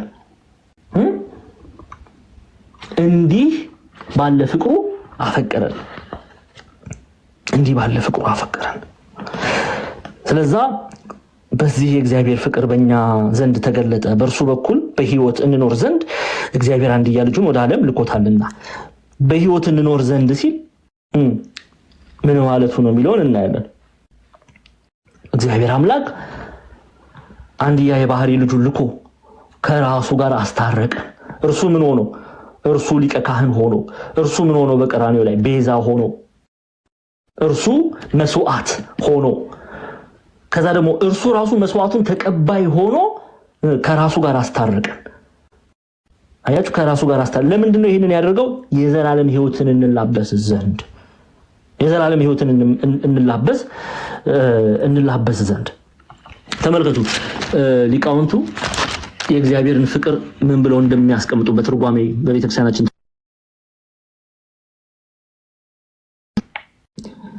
በዚህም እግዚአብሔር ፍቅር እንደሆነ ለኛ ታወቀ ይላል። የእግዚአብሔር ፍቅር የታወቀው በዚህ ነው እያለ ነው ቅዱስ ዮሐንስ ሊነግረን ነው። አሁን በዚህም እግዚአብሔር ፍቅር እንደሆነ ለኛ ታወቀ። አንድም ይላሉ እግዚአብሔር እኛን መውደዱ በዚህ ታወቀ። እግዚአብሔር ወዳቸዋለሁ ብቻ ነው እንዲያለው አይደለም። በቃልና በአንደበት አይደለም፣ በተግባር አይደል ያለው። እግዚአብሔር እንዴት በተግባር እንደወደደን ተመልከቱ። በዚህም እግዚአብሔር ፍቅር እንደሆነ ለኛ ታወቀ። አንድም እግዚአብሔር እኛን መውደዱ በዚህ ታወቀ፣ ተቀዳሚ ተከታይ የሌለው የባህሪ ልጁን ወደዚህ ዓለም ሰዶታልና። አያችሁ፣ አንድያ ተቀዳሚ ተከታይ ሲል አንድያ የሆነ ባህሪ ልጁን ነው የሚገልጸው። ኢየሱስ ክርስቶስ ተቀዳሚ ተከታይ የለውም፣ አንድያ የባህሪ ልጁ ነው። ስለዚህ ተቀዳሚ ተከታይ የሌለው አልፋና ኦሜጋ የሆነ አልፋና ኦሜጋ ማለት ነው ማለት ነው። ከእግዚአብሔር በፊት ሌላ አምላክ የለም፣ ከእግዚአብሔር በኋላ ሌላ አምላክ የለም። እግዚአብሔርን የሚቀድመው ሌላ አምላክ የለም። ከእግዚአብሔር ቀድሞ የተገኘ ሌላ አምላክ የለም። ከእግዚአብሔር ቀድሞ የተገኘ ሌላ አምላክ የለም። በኋላም የተገኘ ሌላ አምላክ የለም። መሃል ላይ አይደለም። እርሱ መጀመሪያም ነው መጨረሻም ነው። ተቀዳሚ ተከታይ አይደለም። ስለዚህ ተቀዳሚ ተከታይ የሌለው የባህሪ ልጁን ወደዚህ ዓለም ሰዶታልና እሱ ስለ ካሰልን እንድን ዘንድ ምን ማለት ነው? እሱ መስዋዕት ስለሆነን እኔና እናንተ እንድን ዘንድ አልሆነንም እንዴ? ሆኖናል እኮ ዮሐንስ ወንጌል ምዕራፍ 3 ቁጥር 16 ላይ እግዚአብሔር አምላክ አንድያ የባህሪ ልጁን የላከው እኔና እናንተ ይፈረድብን ዘንድ አይደለም፣ ዘላለማዊ ሕይወትን እንላበስ ዘንድ ነው። በእርሱ ያመነ የዘላለም ሕይወት አለው። እንድን ዘንድ ነው ጌታችን መድኃኒታችን ኢየሱስ ክርስቶስ ወደዚህ ምድር የመጣው የእናታችን የቅድስት ድንግል ማርያም ሥጋን የነሳው። እሺ የእግዚአብሔር ፍቅር ይህ ነው አለ። የእግዚአብሔር ፍቅር ይህ ነው አለ። ፍቅር መሆኑ አንድም እኛን መውደዱ ይህ ነው መታወቂያው። አስቀድሞ እኛ የወደድነው አይደለም እሱ ወደደን እንጂ። ፍቅሩም ይህ ነው ኃጢአታችንን ይቅር ይለን ዘንድ የባህሪ ልጁን ወደዚህ ዓለም ሰዶታልና።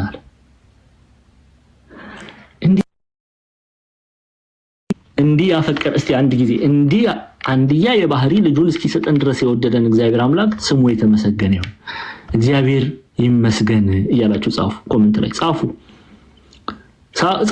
እግዚአብሔር ይመስገን እያላችሁ ኮሜንት ላይ እግዚአብሔር ይመስገን አመስግኑት።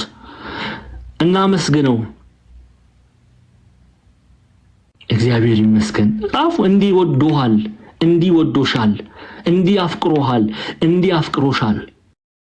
እኔና የእናንተ አምላክ ራሱን አሳልፎ ሰጥቷል። ቤዛ ሆኗል።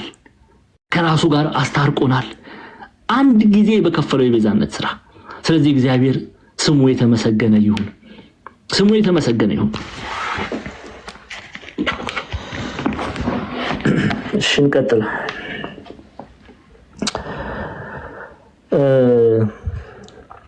ቁጥር 9 ላይ ነው ያለው። በዚህ የእግዚአብሔር ፍቅር በእኛ ዘንድ ተገለጠ፣ በእርሱ በኩል ሕይወት እንኖር ዘንድ እግዚአብሔር አንድያ ልጁን ማለት አንድያ ልጁን የባህሪ ልጁን ወደ ዓለም ልኮታልና እያለ ነው ቅዱስ ዮሐንስ ወልደ ዘብዴዎስ። እሺ ይሄንን አይተናል። ቁጥር 10 ላይ ፍቅርም እንደዚህ ነው። አያችሁ፣ ፍቅር እንደዚህ ነው ይለናል። ፍቅርም እንደዚህ ነው እግዚአብሔር እርሱ ራሱ እንደወደደን ስለ ኃጢአታችንም ማስተሰሪያ ይሆን ዘንድ ልጁን እንደላከ እንጂ እኛ እግዚአብሔርን እንደወደድነው አይደለም ይላል። ተመልከቱ፣ የእግዚአብሔር ፍቅር እንዲህ ነው። የእግዚአብሔር ፍቅር እንዲህ ነው። እውነተኛ ፍቅር እንዲህ ነው። ራሱን አሳልፎ መስጠት፣ በቃል ብቻ ሳይሆን ራሱን በተግባር ለመስቀል ሞት አሳልፎ መስጠት፣ በቀራንዮ ላይ እርቃኑን መሰቀል። ይሄ ፍቅር ነው፣ እውነተኛ ፍቅር ነው እያለ ነው ቅዱስ ዮሐንስ። እውነተኛ ፍቅር ነው። ተመልከቱ፣ ፍቅርም እንደዚህ ነው አለ። አያችሁ፣ ፍቅርም እንደዚህ ነው። አሁን ቅዱስ ዮሐንስ ምን እያለ ነው? ፍቅር ይህ ነው፣ እውነተኛ ፍቅር እንደዚህ ነው። እንደማን? እንደ ኢየሱስ ክርስቶስ ለመስቀል ሞት ራስን አሳልፎ እንደመስጠት፣ ለሌላው በተግባር እንደመገለጥ። ፍቅር እንደዚህ ነው አለ። ፍቅርም እንደዚህ ነው እግዚአብሔር እርሱ ራሱ እንደወደደን ስለ ኃጢአታችንን ማስተሰሪያ ይሆን ዘንድ ልጁን እንደላከው እንጂ እኛ እግዚአብሔርን እንደወደድነው አይደለም ይላል። ተመልከቱ፣ እኛ ወደነው አይደለም። ኦኬ፣ እኛ ኃጢአተኞች ነበርን። በበደል ነው የምንመላለስ የነበረው፣ በኃጢአት ነው የምንመላለስ የነበረው። ኃጢአተኞች ሆነን ሳለ፣ በጨለማ ሆነን ሳለ የሚደነቅ ብርሃኑን አበራ፣ የሚደነቅ ፍቅሩን ሰጠን። ለዚህ እኮ ነው የማቴዎስ ወንጌል ምዕራፍ 4 ላይ ተመልከቱ፣ በጨለማ ለሚኖር ሕዝብ ብርሃን ወጣለት። ተመልከቱ፣ የማቴዎስ ወንጌል ምዕራፍ 4 ቁጥር 16 ላይ እንመልከት። የኢሳይያስን የትንቢት ቃል ያመጣና የዛብሎን ምድርና ከቁጥር 13 ጀምራችሁ አንብቡት እስከ ቁጥር 16 የዛብሎን ምድርና የንፍታሌም ምድር የባህርን መንገድ በዮርዳኖስ ማዶ የአሕዛብ ገሊላ በጨለማ የተቀመጠው ሕዝብ ታላቅ ብርሃን አየ። ያ ብርሃን ማን ነው? ኢየሱስ ክርስቶስ። አያችሁ፣ በሞት አገር ጥላ ለተቀመጡት ብርሃን ወጣላቸው። የተባለው ይፈጸም ዘንድ ይህ ሆነ ይላል። የተባለው ይፈጸም ዘንድ ኢየሱስ ክርስቶስ ከእናታችን ከቅድስት ድንግል ማርያም ተወለደ። ብርሃን ይሆነን ዘንድ በጨለማ ሆነን ሳለ፣ ጨለማ የሚለው ኃጢአት ነው። ጨለማ በአውዱ በብዙ ይፈታል። ኃጢአት ጨለማ ተብሎ ይጠራል። በኃጢአት ሆነን ሳለ የሚወደድ ነገር መልካም መዓዛ ሳይኖረን የወደደን ያፈቀረን ኢየሱስ ክርስቶስ ነው። ለዛ ነው አባቶቻችን በትርጓሜ ላይ ወንድሞቻችን እግዚአብሔር ልጁን እስከ መስጠት ድረስ ደርሶ እንዲህ ከወደደን እኛም እርስ በርሳችን ፍቅር ልንይዝ ይገባናል። ኦኬ ተመልከቱ አንዴ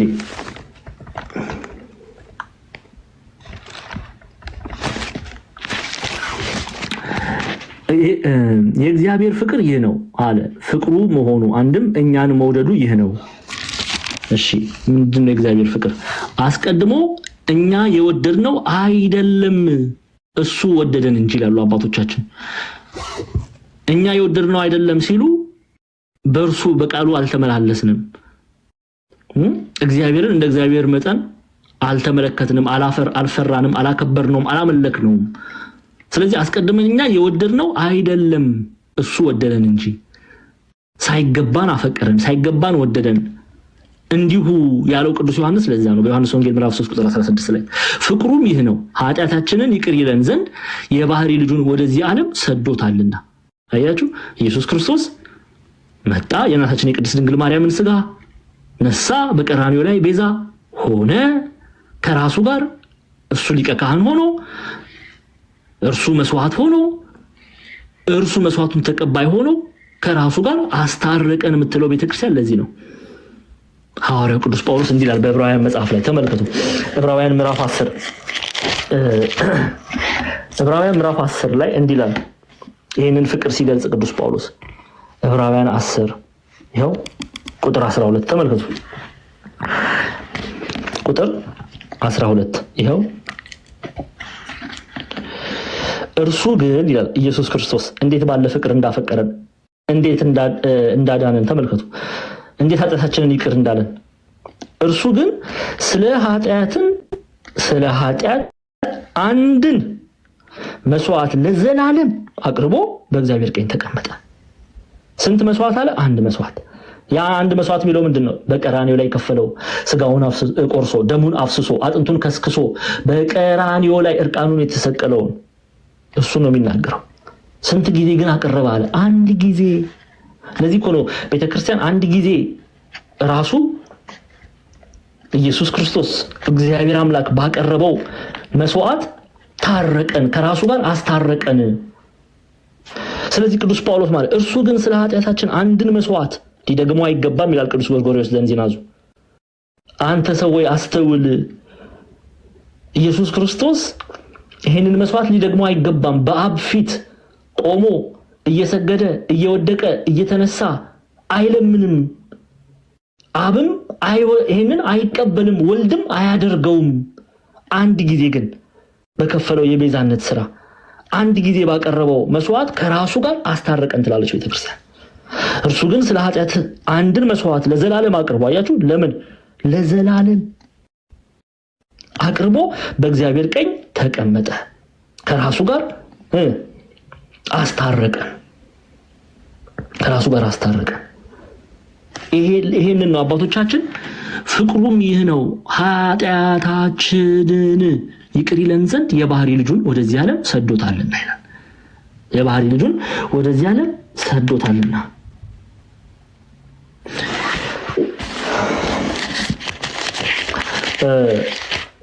አንዴ ኤፌሶን ምዕራፍ 2ን እንመልከት። ኤፌሶን ምዕራፍ 2 ከቁጥር 4 እና 5 የሐዋርያው ጳውሎስ መልእክት ወደ ኤፌሶን ሰዎች ምዕራፍ 2 ቁጥር 4 እና 5 ይኸው ነገር ግን እግዚአብሔር በምሕረቱ ባለጠጋ ስለሆነ ከወደደን ከትልቅ ፍቅሩ የተነሳ በበደላችን ሙታን እንኳን በሆንን ጊዜ ከክርስቶስ ጋር ሕይወትን ሰጠን። በጸጋ ድናችኋልና በሚመጡት ዘመናት በክርስቶስ ኢየሱስ ለኛው ባለው ቸርነት ከሁሉ የሚበልጠውን የጸጋውን ባለጠግነት ያሳይ ዘንድ ከእርሱ ጋር አስነሳን፣ በክርስቶስ ኢየሱስም በሰማያዊ ስፍራ ከእርሱ ጋር አስቀመጠን። በቃ የእግዚአብሔር ፍቅር እንዴት አደርጋለች! የእግዚአብሔር ፍቅር እንዴት አደርጋለች! እሺ ሰዓታችን ለመጠበቅ ቀጥል። ቁጥር 10 ላይ ያለ ነው። እግዚአብሔር እርሱ ራሱ እንደወደደን ስለ ኃጢአት ማስተሰሪያ ይሆን ዘንድ ልጁን እንደላከ እንጂ እኛ ከእግዚአብሔር እንደወደድነው አይደለም። እኛ ወደነው አይደለም፣ እርሱ ወዶን። እኛ በቃሉ ተመላልሰን አይደለም፣ እሱ አፍቅሮን ብርሃኑን ገለጠ፣ ፍቅሩን ገለጠልን እያለ ነው። እሺ ቁጥር 11 ላይ ወዳጆች ሆይ አሁን ደግሞ ወዳጆች ብሎ ይጠራቸዋል። እዛው ያሉትን ኤፌሶናውያን በኤፌሶን ያለችውን ቤተክርስቲያን ነው። ወዳጆች ሆይ እግዚአብሔር እንዲህ አድርጎ ከወደደን እኛ ደግሞ እርስ በርሳችን ልንዋደድ ይገባናል። አሁን ከዘረዘረ በኋላ ቅዱስ ዮሐንስ የእግዚአብሔርን ፍቅር ከዘረዘረ በኋላ ምን አለ? እግዚአብሔር እንዲህ ከወደደን እኛም እርስ በርሳችን እንዲህ ልንዋደድ ይገባል። እንዴት ነው የምንዋደደው? ራሳችን እንዴት ነው እግዚአብሔር አምላክ የወደደን? ራሱን አሳልፎ በመስጠት እስከ ሞት ድረስ። ስለዚህ እኛስ እንዴት ነው መውደድ ያለብን? ወንድሞችን እህቶችን እስከ ሞት ድረስ፣ በቃ እስከ ሞት ድረስ ልንዋደድ ይገባል። ይሄ ነው ክርስትና። እንግዲህ ቀለም መቀባት አይቻልም። ቀለም መቀባት አይቻልም። እውነተኛ ክርስትና እቺ ናት። በቃ እውነተኛ ክርስትና እስከ ሞት ድረስ ልንዋደድ ነው የተጠራ ነው። አንደኛ ዮሐንስ ምዕራፍ 3 ቁጥር 18 ላይ ምንድነው የሚለው? ይሄው ልጆቼ ሆይ በስራና በእውነት እንጂ በቃልና በአንደበት አንዋደድ። ምን ማለት ነው? ራስን አሳልፎ እስከ መስጠት ድረስ መታመን ይገባል።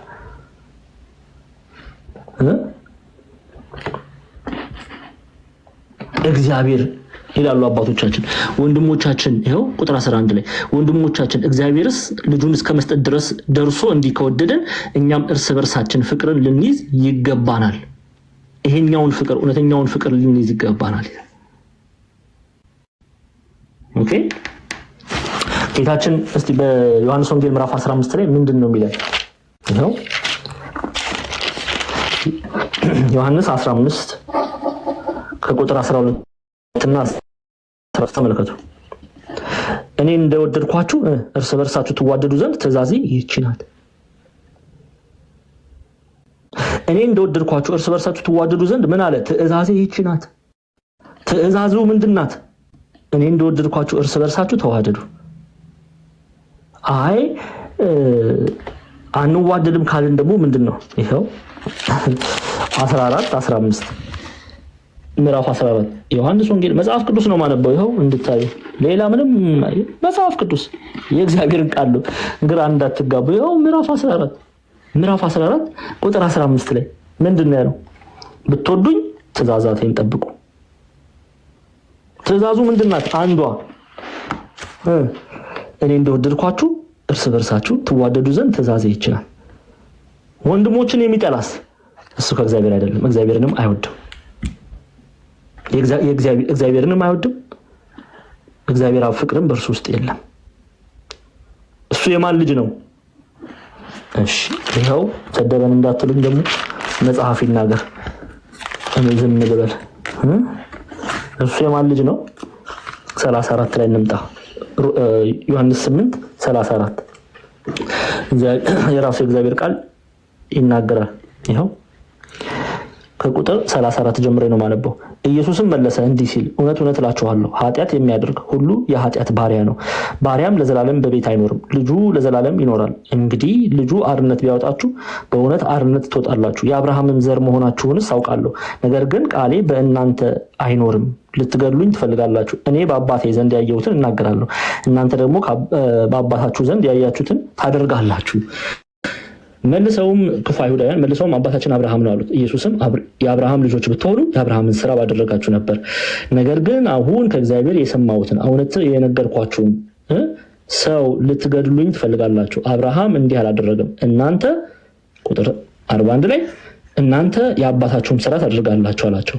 እኛስ ከዝሙት አልተወለድንም፣ አንድ አባት አለን፣ እርሱም እግዚአብሔር ነው አሉት። ኢየሱስም አላቸው እግዚአብሔርስ አባታችሁ ከሆነ በወደዳችሁኝ ነበረ። እኔ ከእግዚአብሔር ወጥቼ መጥቻለሁና እርሱ ላከኝ እንጂ ከራሴ አልመጣሁምና። ንግግርን የማታስተውሉ ስለምንድን ነው? ቃሌን ልትሰሙ ስለማትችሉ ነው። እናንተ ከአባታችሁ ከዲያብሎስ ናችሁ፣ የአባታችሁን ምኞት ልታደርጉ ትወዳላችሁ። ማን ነው አባታችሁ አላቸው? ዲያብሎስ። ታዲያ የማይወድ የማያፈቅር ከማን ነው ማለት ነው? ብትወዱኝ ትእዛዜን ጠብቁ አለ ጌታ።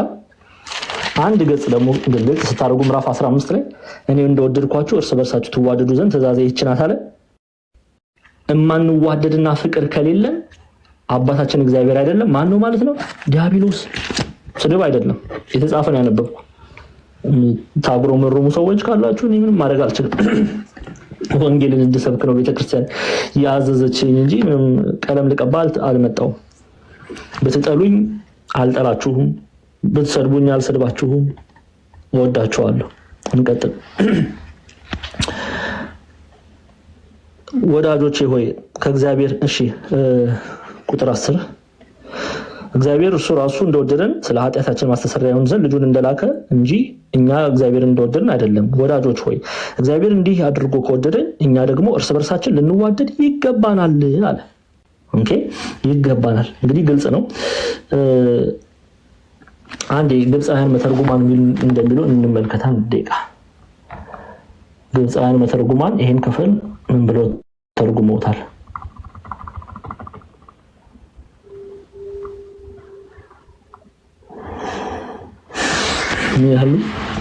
Beloved, if God so loved us, we also ought to love one another. Okay? He loves all. እግዚአብሔር ሁሉንም ይወዳል as his children. እንደ ልጆቹ. We should be proud to follow his example and love our brothers as he loves us. ይላሉ ቄስ ቴዎድሮስ ማለት እግዚአብሔር ሁሉን ይወዳል። ይሄው he loves all as his children እንደ ልጆቹ ሁሉን ይወዳል። we should እኛ ደግሞ be proud to follow okay እግዚአብሔርን ለመከተል ደስተኞች ልንሆን ይገባል። okay we should be proud to follow his example and love our brothers as he loves us ይላሉ ሊቃውንት።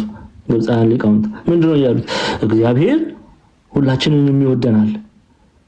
እኛም we should be proud እርሱን ፈለግ ለመከተል የእግዚአብሔርን ፈለግ ለመከተል ደስተኞች ልንሆን ይገባል። ፍላጎት ሊኖረን ይገባል። እንድንከተል እርሱን ምሳሌ እንድናደርግ ይገባል። we should be proud to follow his example and love our brothers as he loves us ወንድሞቻችንን ልንወድ ይገባል እርሱ እኛን እንደወደደ። እርሱ እንዴት ነው እኛን የወደደው? ቅዱስ ዮሐንስ እንደነገረ እስከ ሞት ድረስ እሺ ቁጥር 12 ላይ ነው ያሉት። ተመልከቱ። እግዚአብሔርን ማንም ከቶ አላየውም። እርስ በርሳችን ብንዋደድ እግዚአብሔር በእኛ ይኖራል፣ ፍቅሩም በእኛ ፍጹም ሆኗል ይላል። አያችሁ፣ እግዚአብሔርን ማንም ከቶ አላየውም፣ አንድያ የባህሪ ልጁ ተረከው ይላል ቅዱስ ጳውሎስ። ተመልከቱ ቅዱስ ጳውሎስ ይህን ክፍል በተለይ ዕብራውያን ምዕራፍ 1 ቁጥር ከ1 እስከ 2 ምን እንደሚል እንስማ። ዕብራውያን ምዕራፍ 1 ይኸው እግዚአብሔርን ማንም ከቶ አላየውም። የሐዋርያው ጳውሎስ መልእክት ወደ ዕብራውያን ምዕራፍ 1 ቁጥር 1 እና 2 ተመልከቱ። ከጥንት ጀምሮ እግዚአብሔር በብዙ አይነት በብዙ ጎዳና ለአባቶቻችን በነቢያት ተናግሮ ሁሉን ወራሽ ባደረገው ደግሞ ዘመናትን በፈጠረበት በልጁ በዚህ ዘመን መጨረሻ ለኛ ተናገረን። እርሱም ኢየሱስ ክርስቶስ የክብሩ መንጸባረቅና የባህሪው ምሳሌ ሆኖ ሁሉን በስልጣኑ ቃል እየደገፈ ኃጢአታችንን በራሱ ካነጻ በኋላ በሰማያት ግርማው ቀኝ ተቀመጠ። ከመላእክት ይልቅ እጅግ የሚበልጥ ስምን በወረሰ መጠን እንዲሁ ከእነርሱ አብዝቶ ይበልጣል። ከመላእክት አብዝቶ ይበልጣል። ኢየሱስ ክርስቶስ ለዕብራውያን አይሁዳውያን ናቸውና ለዕብራውያን ነው ይሄ መልእክት የተጻፈው። ዳይሬክት የሆነ ኮሜንታሪ ኢየሱስ ክርስቶስ ከመላእክት ይበልጣል እያላቸው ነው ቅዱስ ጳውሎስ። እና ከጥንት ጀምሮ እግዚአብሔር በብዙ አይነት በብዙ ጎዳና ለአባቶቻችን በነቢያት ተናግሮ ሁሉን ወራሽ ባደረገው ደግሞ ዘመናትን በፈጠረበት በልጁ በዚህ ዘመን መጨረሻ ለኛ ተናገረን። እርሱ የክብሩ መንጸባረቅና የባህሪው ምሳሌ ሆኖ ሁሉን በስልጣኑ ቃል እየደገፈ ኃጢአታችንን በራሱ ካነጻ በኋላ በሰማያት ግርማው ቀኝ ተቀመጠ ይለናል። ተቀመጠ። ስለዚህ ቅዱስ ዮሐንስ እግዚአብሔርን ማንም ከቶ አላየውም፣ አንድያ የባህሪ ልጁ ኢየሱስ ክርስቶስ ነው የተረከው። የእናታችን የቅድስት ድንግል ማርያምን ስጋ ነስቶ ኢየሱስ ክርስቶስ ፍጹም አምላክ ፍጹም ሰው ነው የምንለው እርሱ ተረከው እንጂ። ስለዚህ እርስ በርሳችን ብንዋደድ እግዚአብሔር በእኛ ይኖራል፣ ፍቅሩም በእኛ ፍጹም ሆኗል። ምን ማለት ነው? እኛ እርስ በርሳችን ብንዋደድ እግዚአብሔር በእኛ የእግዚአብሔር ቅዱሱ መንፈስ በእኛ ያድራል። የእግዚአብሔሩ ቅዱሱ መንፈስ በእኛ ያድራል። አንድም የእግዚአብሔር ደቀ መዛሙርት መሆናችን በዚህ ይታወቃል። እግዚአብሔርን እንደምናውቅ በዚህ ይታወቃል። በፍቅር እያለን ነው ቅዱስ ዮሐንስ። በፍቅር እርስ በርሳችን ስንዋደድ እግዚአብሔር በእኛ እንዳለ የእግዚአብሔር ቅዱስ መንፈስ በእኛ እንደሚያድር በዚህ እናውቃለን። ፍቅርን የማያውቅ ከእግዚአብሔር አይደለም፣ እግዚአብሔርም አያድርበትም፣ የእግዚአብሔር መንፈስም በእርሱ የለም እያለን ነው። ኦኬ አንደኛ ዮሐንስ ምዕራፍ 2 ቁጥር 5 ላይ ታስታውሳላችሁ ስንማር ቃሉን ግን የሚጠብቅ ሁሉ በእርሱ የእግዚአብሔር ፍቅር በእውነት ተፈጽሟል። በእርሱ እንዳለ በዚህ እናውቃለን፣ በእርሱ እንኖራለን የሚል እርሱ እንደተመላለሰ ራሱ ደግሞ ሊመላለስ ይገባዋል። ታዲያ ለአብነት ለምሳሌ ዲያቆን ስለሺ ልውሰድ። ዲያቆን ስለሺ የእግዚአብሔር መንፈስ ቅዱስ በእርሱ ውስጥ እንዳለ መገለጫው አንዱ ምንድነው? ወንድሞችን ይወዳል፣ ፍቅር አለው። እህታችን ትትና በእርሷ ውስጥ እግዚአብሔር እንዳለ መገለጫው ምንድነው? እግዚአብሔርን ወዳለው ማለት ነው? አይደለም። እህቶቿን ወንድሞቿን ስትወድ በእሷ ውስጥ የእግዚአብሔር ቅዱስ መንፈስ በእርሷ እንዳለ እናውቃለን። ይሄ ነው መታወቂያው እያለን ነው ቅዱስ ዮሐንስ።